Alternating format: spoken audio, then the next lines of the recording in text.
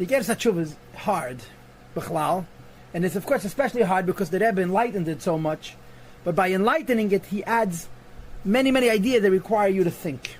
But the Geras HaTshuva Yiraf on Yud Beis, the Rebbe has very little actually, and this is geschmacke, warm, like a Chassidish Fabrengen almost like the shiurim of Perek Yiraf and Perek Yud Beis. Yeah, Perek Yud Aleph.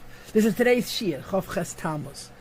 What happens is like this. The Alter Rebbe talked about tshuva and explained that there's a tshuva tata and a tshuva la, a lower tshuva and a higher tshuva. The lower tshuva is focusing on the negative and trying to fix it. The higher tshuva is focusing on Hashem and trying to connect to Him. In other words, the lower tshuva is a negative experience of tshuva. The higher tshuva is a positive experience of tshuva, emotionally. And the Alter Rebbe says at the end of the Perek, the Alter Rebbe says the higher tshuva has to be done with simcha.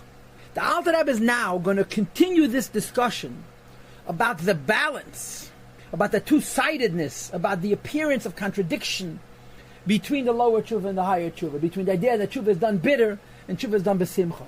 And the nekudah that the Rebbe is going to offer us, this two nekudas, till the end of the Geras HaTshuva is two nekudas. The first nekudah is from the beginning of Perek Yud Aleph till the bottom of Kuf Amud Beis, 4 lines from the bottom, which is the summit. And then from 4 lines from the bottom till the end of the Geras HaTshuva is the second point. The 2 points are, the first point talks about the necessity for simcha in tshuva, and the second point talks about the fact that a person is never ever supposed to forget about the fact that he did an aveda, even if he did tshuva for it already. And the Alter Rebbe is going to argue that these two ideas of simcha and betachan in tshuva, and always remembering your aveda, seems contradictory, and he's going to resolve it. The bottom line is the next 4 shiurim, in other words, these 2 prakim, the 3 shiurim of Perek Yud Aleph and Perek Yud Beis, the message of these shiurim is that tshuva has to be a positive experience. What you should feel when you finish doing tshuva is happiness and joy and optimism. So the Alter Rebbe Perek Yud Aleph. However, though it's true that when a person feels submission in his heart, he bechinas tshuva tata kanas, the lesser madrega of tshuva. Like the Rebbe, but v'gama simcha v'havaya. There has to also be joy in Hashem, and you have to have shtei and yachid. You have to have both things together: the joy and the bitterness. But close, the bitterness is the lower tshuva, and the simcha is the higher tshuva. Mepratius, in the regular tshuva itself, there has to be simcha. How could that be? How can a person be bitter and happy at the same time? So the Alter Rebbe says, Kfar mil samura, it was already discussed. B'Likuti Amarim Seif Perek Lamed in chapter, the first section of the Tanya, chapter 34 at the end. Mashikosa b'Zeir HaKadosh. The Zeir HaKadosh says that there was a Tanya who was a very, very holy man and a big tzaddik, and he was actually able to physically to do 2 things at one time. Chedva, gladness and joy. Tkiya is planted to be the boy in his heart. May sit the daf on one side, b'chuli, and Bekiya sit the Tkiya, but the means sit the daf. His other eye was crying. He physically was laughing on one side of his face and crying on the other.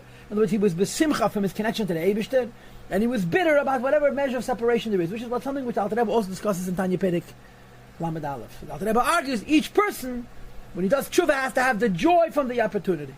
On top of the joy of the opportunity to do tshuva, or the fact that tshuva has to be done with simcha, in addition to the bitterness, there's another issue. And this second issue is very, very compelling. It's very powerful. And that is ha'emunah va'betachan. Part of tshuva is believing and trusting the Eibishter. What are you believing and trusting the Eibishter? That you can win the lottery? Maybe. That you're going to have a great profession? Maybe. No. What is emunah betachan for sure? A person has to have his heart prepared in his trust in the Eibishter, that the Eibishter forgives him. The Eibishter desires goodness. Hashem is benevolent and compassionate, and he's very forgiving. That take it from yad immediately. That a person asks apology and forgiveness from the Eibishter. And it says in the Pasuk Kerev, notwithstanding how many, and wait, because of your great compassion, erase my sins. Kapseini, wash me, tareni, purify me. All my sins it should wipe away. This belief and trust that Hashem forgives exists in the mind and the heart of a Jew without any doubt or doubt of a doubt in the world. This was discussed by Emes in Chelik Aleph in Perek Chav Vav, chapter 26, and also earlier at the end of Chavav and at the beginning of Chavav. And what it tells over there is that if you do tshuva and you can't have simcha after the tshuva, it becomes a shalom if you do tshuva in the first place. There has to be a stopping the meridas and then a simcha. Must be. As we say every day, in essay 3 times a day. That. Take we begin the bracha by saying slach means please forgive me, right?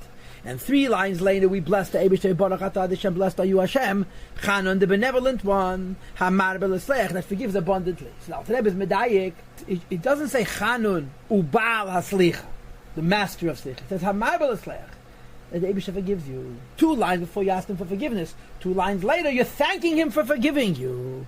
Rebbe, how could you say that? We know that an uncertainty about a bracha is to go to the lenient side. We're always afraid for making a bracha in vain.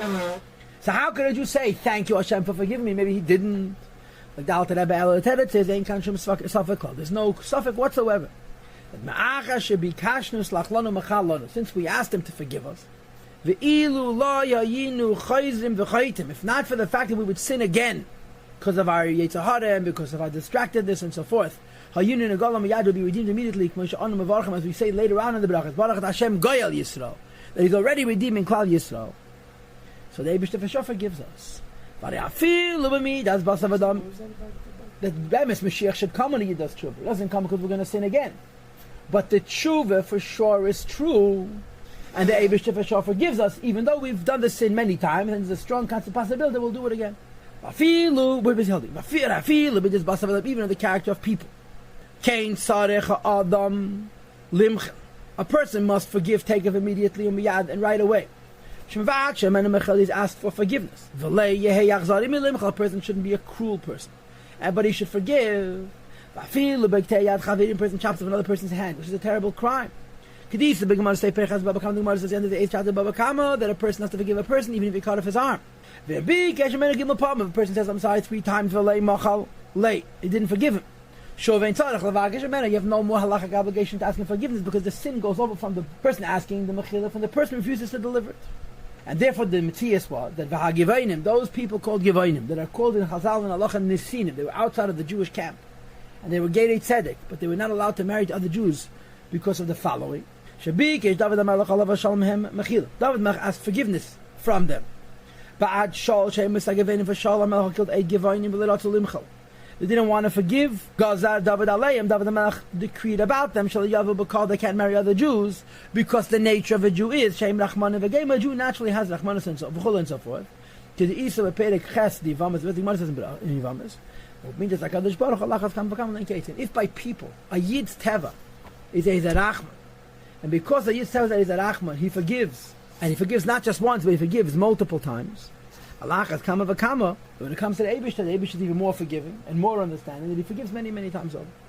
And therefore, part of tshuva is the simcha b'shas ma'aseh, and the betachon la'achar ha'ma'aseh that the Eibishter for sure forgive.